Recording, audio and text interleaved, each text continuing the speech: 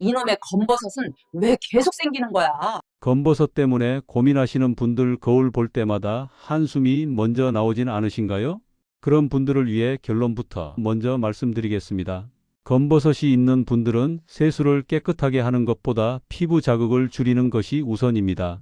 특히 뜨거운 물 세안, 강하게 문지르는 습관, 잦은 각질 제거. 이 세 가지는 검버섯을 더 진하게 만들 수 있습니다.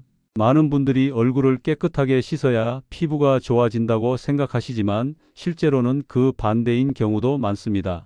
안녕하세요. 어르신들 삶 곁에서 건강과 생활 이야기를 전하는 낭만닥터 김선생입니다. 이 채널은 아프기 전에 알았으면 좋았을 이야기들을 계속 전해드립니다. 나이가 들수록 건강 정보는 늦게 알수록 손해입니다. 지금 구독해 두시면 앞으로 올라오는 중요한 정보들을 놓치지 않으실 수 있습니다. 오늘 영상에서는 검버섯이 있는 분들이 세수를 어떻게 해야 하는지 쉽게 설명드리겠습니다. 사실 피부과 진료실에서도 이런 질문을 많이 받습니다. 원장님, 세수를 더 깨끗하게 하면 검버섯이 없어지나요? 하지만 피부는 강하게 관리한다고 좋아지는 것이 아닙니다. 오히려 피부 자극을 줄이는 것이 색소 관리의 기본 원칙입니다.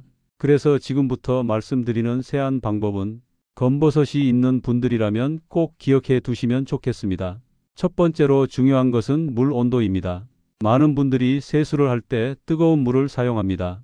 뜨거운 물로 세안을 하면 시원하고 깨끗한 느낌이 들기 때문입니다.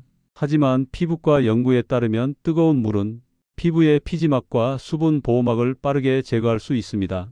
피부 보호막이 약해지면 피부는 외부 자극에 더 민감해지고 자외선이나 마찰 같은 자극에 대응하기 위해 멜라닌 색소를 더 많이 만들어낼 수 있습니다. 그래서 피부과에서는 세안할 때 체온과 비슷한 미지근한 물을 사용하는 것을 권장합니다. 두 번째는 얼굴을 문지르는 습관입니다. 거품을 낸 뒤 얼굴을 세게 문지르는 분들이 많습니다. 하지만 피부는 생각보다 매우 얇습니다. 특히 나이가 들수록 피부 두께가 얇아지고 피부 재생 속도도 느려지게 됩니다. 대한피부과학회에서도 반복적인 피부 마찰이 색소 침착을 악화시키는 원인이 될 수 있다고 설명합니다. 실제로 제 환자 중 71세 김정미 어르신이 계셨습니다. 얼굴에 검버섯이 갑자기 늘어났다고 병원을 찾으셨습니다. 생활 습관을 여쭤보니 세안 후 수건으로 얼굴을 세게 문지르는 습관이 있었습니다. 그래서 세안을 부드럽게 하고 수건 사용 방법을 바꾸도록 안내해 드렸습니다.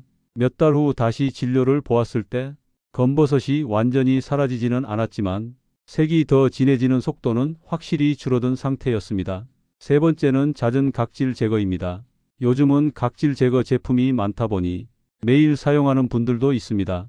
하지만 각질은 피부를 보호하는 중요한 역할을 합니다. 각질층이 너무 많이 제거되면 피부 장벽이 약해지고 외부 자극에 더 민감해질 수 있습니다. 피부 장벽이 약해지면 멜라닌 색소 생성이 증가하면서 기미나 검버섯이 더 진해질 수 있습니다. 그렇다면 검버섯이 있는 분들은 세수를 어떻게 하는 것이 좋을까요? 첫 번째는 부드러운 세안 습관입니다. 세안할 때는 손으로 거품을 충분히 만든 뒤 얼굴을 문지르지 말고 부드럽게 마사지하듯 세안하는 것이 좋습니다. 두 번째는 수건 사용 방법입니다. 세안 후 얼굴을 닦을 때 수건으로 문지르는 분들이 많습니다. 하지만 이 행동도 피부에 자극을 줄 수 있습니다. 수건으로 얼굴을 닦을 때는 문지르기보다 톡톡 두드리듯 물기를 제거하는 것이 좋습니다. 세 번째는 자외선 관리입니다. 검버섯의 가장 큰 원인 중 하나는 바로 자외선 누적입니다.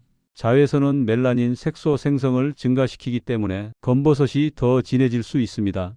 그래서 외출할 때는 선크림을 사용하고 모자나 양산을 함께 사용하는 것이 도움이 됩니다. 사랑하는 어르신 여러분, 검버섯 관리는 특별한 화장품보다 매일 반복되는 생활 습관이 더 중요합니다. 특히 세수 습관만 바꿔도 피부 자극을 줄이고 검버섯이 더 진해지는 것을 예방하는 데 도움이 될 수 있습니다. 오늘 영상이 도움이 되셨다면 좋아요와 구독으로 응원해 주시고 앞으로도 어르신들의 건강과 생활에 도움이 되는 유익한 이야기를 계속 전해드리겠습니다. 감사합니다.